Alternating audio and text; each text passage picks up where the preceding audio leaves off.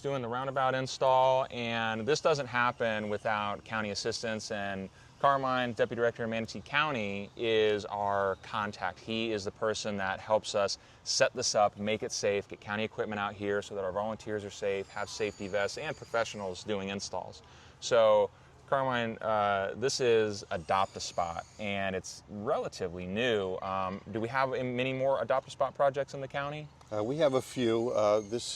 We kicked this off about a year and a half ago, very successful.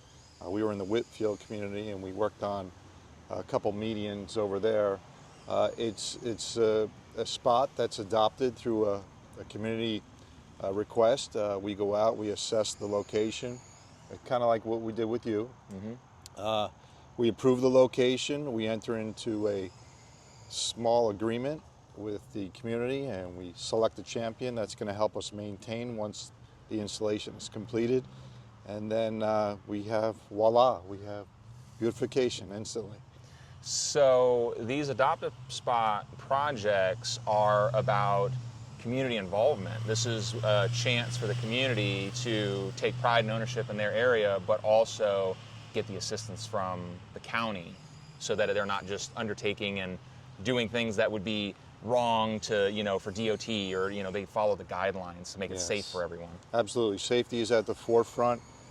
This initiative is to create a better space within the community, and Manatee County is promoting the Adopt a Spot for all communities to find a location where we can beautify. And when we do the Adopt a Spot projects, it's something that's really important for the county. I've seen that you all seem to be, you get employees FNGLA certified, so you have certified professionals on site. We have one here today from the county. Yes. And with those are Florida-friendly landscapes, which I think everyone is becoming more familiar with after the storms. We had a Florida-friendly landscape. Yes. Uses less water. Yes. Our goal is to conserve water, conservation. And our staff is fully trained not only on MOT, but plant material as well, taking in the efficiencies of water conservation and plant life, whether it's Florida friendly or native, specifically native. That's fantastic. And yeah, Florida friendly is a mix of native and non-native, but that are beneficial so that you're going to have a successful landscape and not just one that looked good for a week but then has to be replaced later and costs taxpayers money. Correct. The goal is to make it so maintenance free that we conserve on staff time, maintenance hours, and water conservation. That's fantastic. Yes. Carmine, thanks so much for being here today and your partnership. Thank you.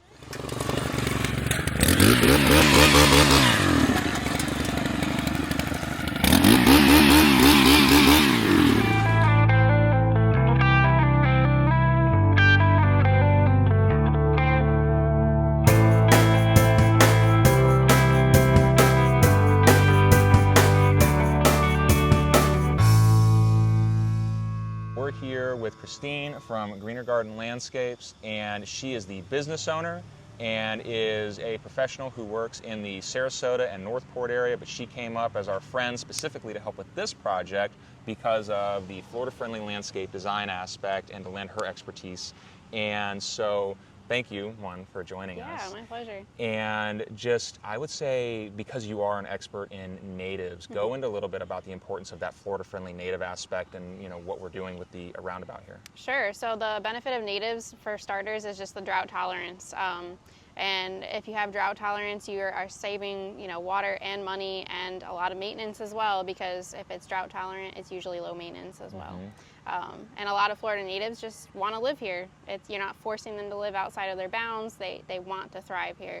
So it's a huge win. They're also cheaper in general. They're easy to propagate. It's wins on all sides. So they also self-seed. So you can get generational seeds going in wherever you plant. So it's great. But that is an important aspect, to have someone who is a professional come in and assist, because you don't want to pick a Florida native that is going to seed and spread in an area where that's not what you're going for, versus picking something that can be more structured. Yes, definitely. And there are so many things to choose from, it Yeah. can become overwhelming. It can be, yeah, but it's nice to have like an idea of the good core stuff. Yeah, Absolutely. for sure. Yeah. And so with Florida-friendly landscapes, we take a little different dynamic at it. There are several plants that are listed as Florida-friendly, and so they are low water and easy maintenance and long-lived plants that are going to be beneficial, where sometimes you might have a space where a native that you were going to put in there isn't going to maybe stay within the boundaries you were looking for. So you can utilize in specific areas Florida-friendlies, and then in your areas where you want a little more sprawl or a little more of that wild habitat or even structured, Sure. depending the plant, Yep. go with a native. Yeah. So my math tells me that, not my math, but Florida Water Star says that homeowners who put their homes in a Florida Water Star save about $500 a year in water.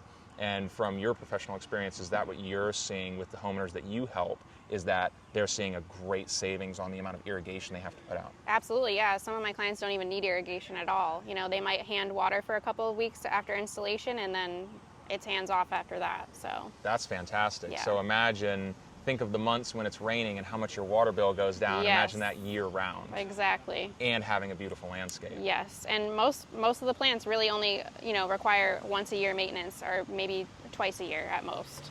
Well, if you want to promote your business, so tell Oh, everyone yes. your business, because Yes. I will say this, a woman-owned business in the agricultural industry, that is not only a huge gain because we're getting so thin when it comes to agricultural companies, but to have young people and fresh ideas who are coming in and education who are backing this, we want to make sure that your business is Yes. getting out there so you can help people have Thank beautiful you. landscapes. Yeah, so again, I'm Christina from Greener Gardens, and I service like Bradenton, Sarasota, and Northport areas.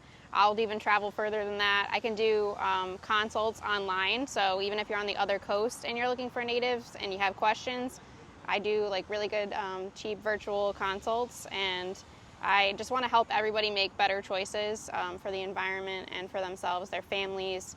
Less chemicals, less fertilizers, less wasted water. It's all good things. So I definitely want to expand as much as I can and do as much of that as I can for everybody. More butterflies, more birds. More pollinators. Yeah, That's right. exactly. Yeah, all of it. Well, thank you for coming up and helping us today. We Yeah. appreciate your help so much. Yeah, thank you.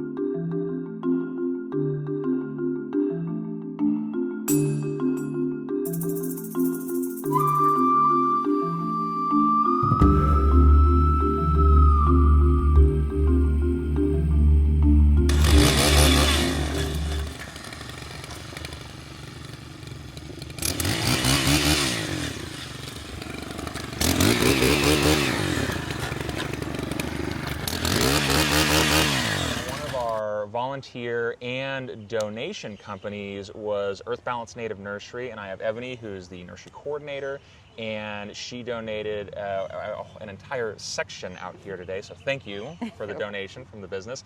But what I wanted to talk to you about was exactly what EarthBalance does, because not unlike, we have another volunteer out here who does native homeowner landscapes.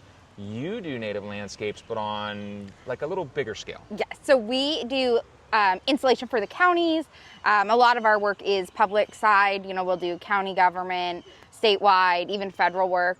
We work for some like the Army bases, the naval stations, and we do a lot of dune restoration for them by putting some of the flowering plants into the dune aspect, stabilization, and then we're working post-hurricane with the people who got hit more about putting those Florida-friendly, Florida native plants back in. That's going to work better for your watering schedule, what the ground needs, and what would survive post-hurricane. Right, and that's such a good point as we look at a post-hurricane, because we think about the fact that we had a hurricane, we had a lot of trees go down, a lot of tree removal. So people who had a full shade yard now have a full sun yard. So they're probably going to lose a lot of plants this summer due to the difference in sun exposure.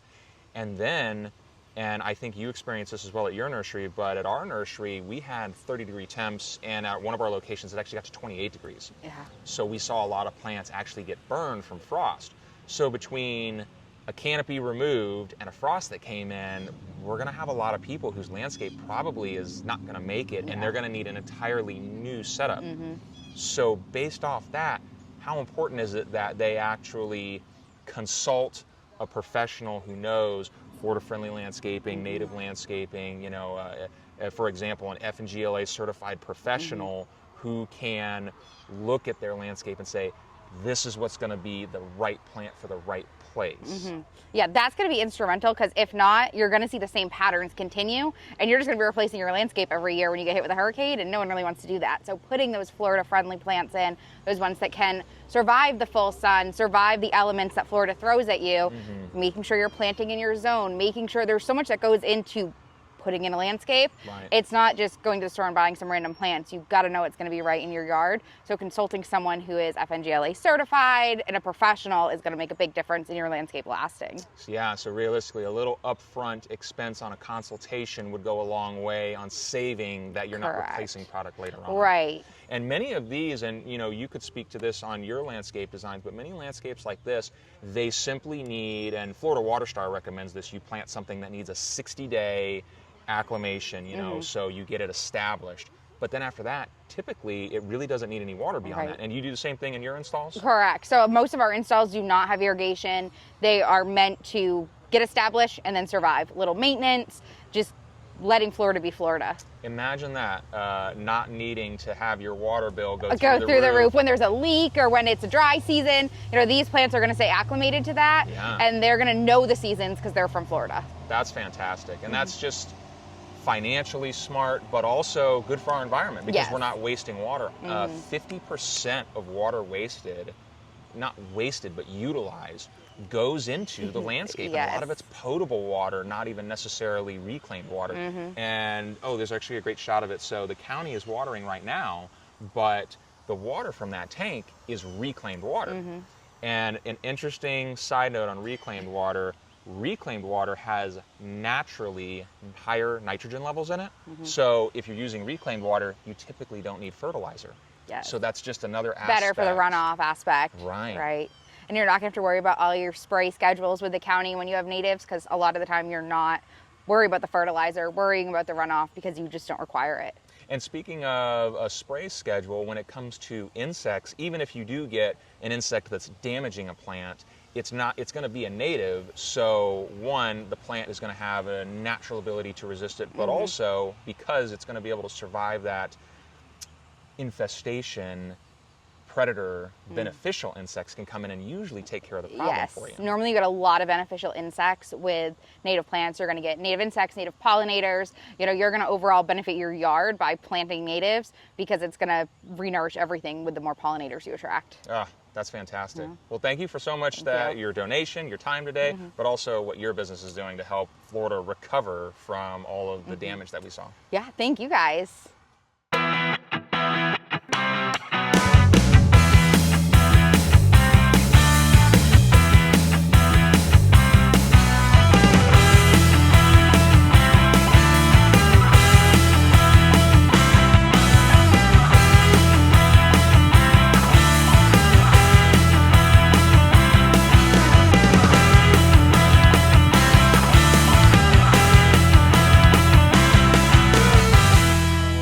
Ballard, our local commissioner, has stopped by to visit our project, and this is where the whole conversation started. You know, I didn't know who to contact or how this worked, and I would like to ask Commissioner Ballard if she could fill us in on what the process is when someone in the local community, someone in your district says, hey, I see something that I can do. What does that look like? Sure, it's actually extremely easy. I think that people sometimes feel a little bit intimidated about reaching out and saying, I want to do a project. But honestly, if you call me, if you email me and you have a good idea, I will try my best to make it happen quickly. So when John and Danielle reached out about the Adopt a Spot idea, I put them in touch with the right staff member, and things just really moved quickly from there. And honestly, that's the case with pretty much any kind of little project that you want to do. I'll put you in touch with the staff member and you can get rolling.